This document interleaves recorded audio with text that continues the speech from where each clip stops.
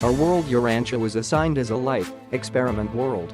On this planet, the life carriers made their 60th attempt to modify and, if possible, improve the Satania adaptation of the Nebadon life designs, and it is of record that they achieved numerous beneficial modifications of the standard life patterns.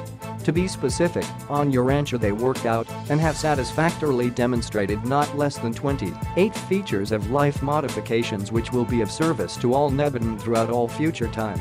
But the establishment of life on no world is ever experimental in the sense that something untried and unknown is attempted.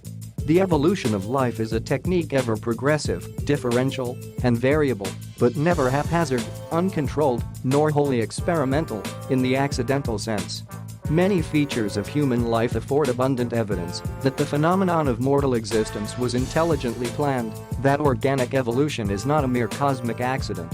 When a living cell is injured, it possesses the ability to elaborate certain chemical substances which are empowered so to stimulate and activate the neighboring normal cells that they immediately begin the secretion of certain substances which facilitate healing processes in the wound, and at the same time these normal and uninjured cells begin to proliferate, they actually start to work creating new cells to replace any fellow cells which may have been destroyed by the accident.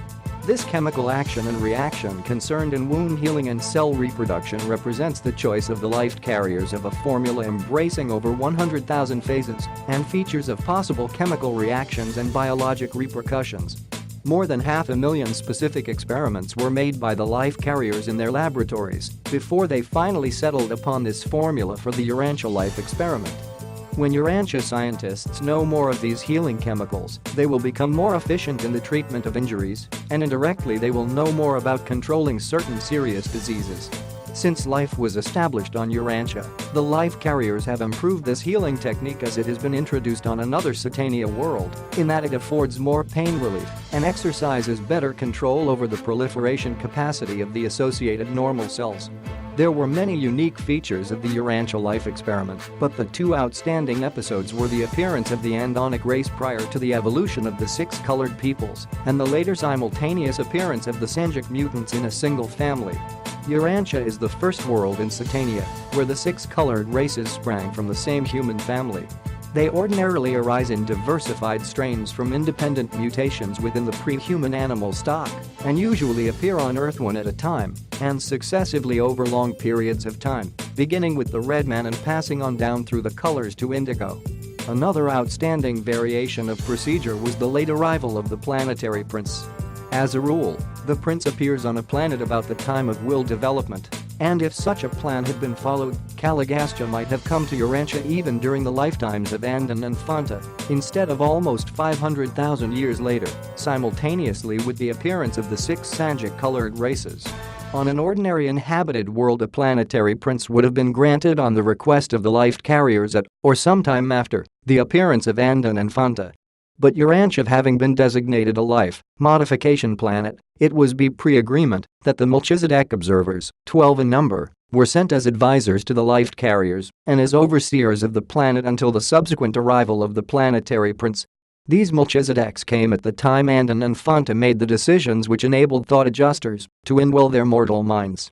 On Urantia, the endeavors of the life carriers to improve the Satania life patterns necessarily resulted in the production of many apparently useless forms of transition life.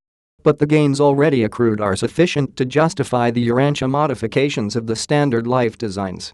It was their intention to produce an early manifestation of will in the evolutionary life of Urantia, and they succeeded.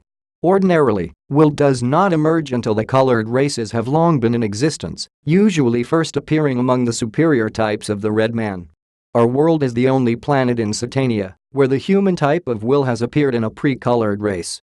But in their effort to provide for that combination and association of inheritance factors which finally gave rise to the mammalian ancestors of the human race, they were confronted with the necessity of permitting hundreds and thousands of other and comparatively useless combinations and associations of inheritance factors to take place. Many of these seemingly strange by-products of their efforts are certain to meet our gaze as we dig back into the planetary past, and the life carriers can well understand how puzzling some of these things must be to our limited human viewpoint.